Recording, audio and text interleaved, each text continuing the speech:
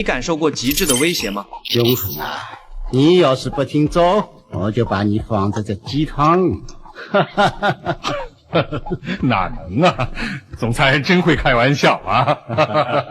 这是卢汉与老蒋的最后一次交锋，也是与老蒋最后一次共进午餐。这顿饭可谓是步步杀机，险象环生。那究竟是什么原因，让刚跟老蒋告别的卢汉又立马跟老蒋相聚呢？1949年9月8日，卢汉从重庆的白市驿机场飞回昆明，在抵达龙公馆的当天，立马叫来了龙泽会对花名册上的200多人开展逮捕任务。龙泽会还想劝他拖一拖，但卢汉知道西南区保密局的区长徐元举已经跟他同机到达昆明，毛人凤也将不日就会跟来。这时候非但不能拖，还必须当机立断，快速执行老蒋的旨意。所以卢汉决定在1949年的9月9日开启整肃运动，历史上称这次行动为99整肃。但卢汉也不忍心大开杀戒，他先从社会影响力较大的方向入手，先是解散了省参议会，又封闭几家报刊，还封闭了几家大学，连中学也解散了几所。虽然一系列措施搞得轰轰烈烈，但也因此打草惊蛇。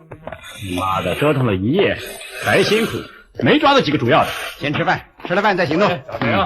从这里也能看出，卢汉这招玩得非常高明。他不是不知道抓人要悄悄进行，但他偏要反其道而行之。为什么呢？因为此时他被夹在中间，两头都得罪不起。对老蒋他必须要有个交代，所以这件事上他一定要搞得轰轰烈烈，让所有人都看到他在认真的执行命令。但对自己的良心，对那些名单上的人，他又下不去手。所以这场轰轰烈烈的行动就是他通风报信的信号。正是卢汉搞的这些动静，让我军众多地下党的同志都提前得到了转移，就连登临花名册榜首的杨杰也逃离了昆明。自以为一切尽在掌握之中的沈醉，当前往杨杰家里搜查的时候，已经是人去楼空。即便沈醉全力赶去机场，也只能看着杨杰乘坐的飞机飞往香港。沈醉等人作为国民党特务的核心力量，一心想要完成老蒋的旨意，在邀功请赏的同时，也想彻底清除云南的亲共分子。他们满心以为能凭借整肃一网打尽，结果却一无所获，内心的愤怒、挫败和不甘可想而知。而他们此时虽怀疑行动出了问题，但还未将矛头完全指向卢汉，更多的还只是觉得行动执行不到位。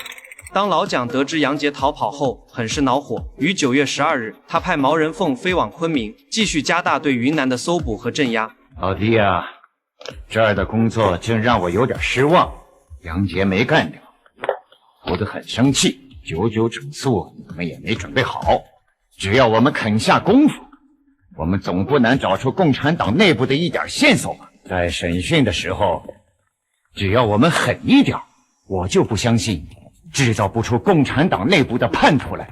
所以今后不管什么嫌疑犯都可以抓。在毛人凤来到昆明主持工作后，经过几日的奔波，抓到的还是小鱼小虾，这让沈醉等人也终于逐渐意识到问题的所在。之所以我们没有抓住真正的共产党，我看有人从中作梗。卢汉就靠不住，99整肃表面上搞得挺热闹，这是故意打草惊蛇。共产党是白痴，他们能不跑？毛人凤也抱怨老蒋干嘛非要听信张群的话，觉得卢汉忠心耿耿。正当几人发愁之际，手下竟然传来了意想不到的消息。局长，杨杰在香港的住址查清了，轩尼诗道206号。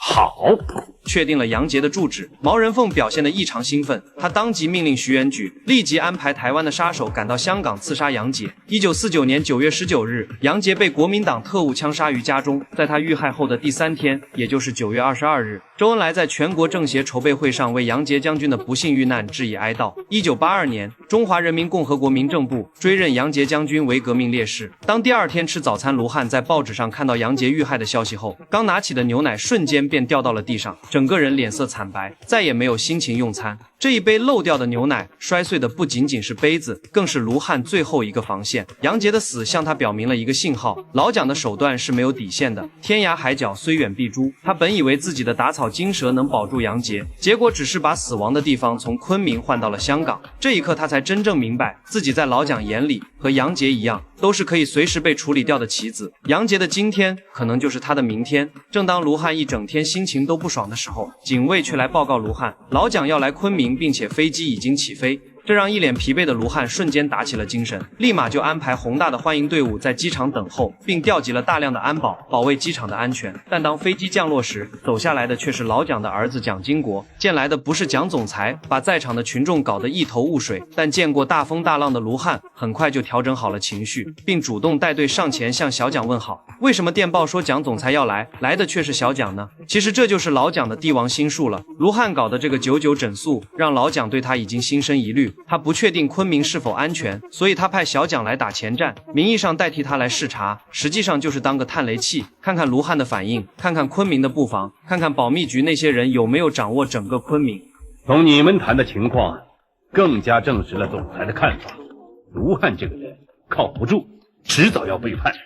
不如早点把他收拾掉，这个人留着可是后患无穷啊！不，现在还为时过早，目前对他不要太刺激，不过要做好准备。在确定安全后，第二天早上，小蒋匆匆忙忙来到卢汉的官邸。他告诉卢汉，老蒋要来昆明，并且飞机已经起飞。这突如其来的消息让卢汉一点准备也没有。他刚想去打电话联系警卫，去机场做安保，却被小蒋拦住了。用不着，最安全的方法就是除了你我之外，再也没有别人知道这个消息。就这样，两人各自带了一名警卫前往了昆明机场。飞机降落后，老蒋也是够小心的，先让侍卫长于继时出来查看情况，看看小蒋给出的信号是否安全。确认安全后，方才把老驾请下来。欢迎总裁大驾光临。卢主席啊，到了你的家乡了，有没有准备午餐呢？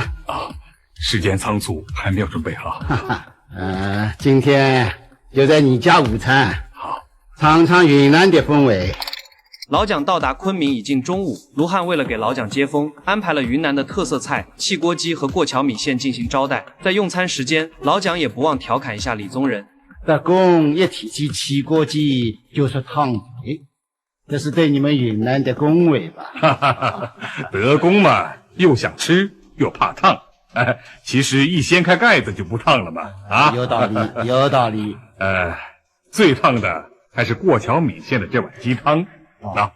把生肉、生鱼片往里面一放就熟了嘛。老蒋此次来云南可不是为了吃什么汽锅鸡，更不是为了吃什么过桥米线。他对卢汉搞的99整肃运动很不满意，他是为了敲打卢汉而来。永恒啊，你要是不听走，我就把你放在这鸡汤里。哪能啊！总裁真会开玩笑啊！来，请。老蒋这句开玩笑的话，直接让卢汉夫妇毛骨悚然。虽然卢汉尽量陪笑化解尴尬，但也难以掩饰其恐惧的心理。老蒋能把血淋淋的威胁用一个家常，甚至是戏谑的语气说出来，这种巨大的反差感，比任何武力威胁的效果都要翻倍。最重要的是，地点选的绝，在卢汉的家里，当着卢汉家人的面，用卢汉家乡的特色菜来比喻卢汉的下场。这不仅是警告，更是一种心理上的彻底碾压。他在告诉卢汉，我在你的地盘上，也能决定你的生死。听说有几个重要的人物没有抓到，我看迟早都会抓到的。你说呢？那是。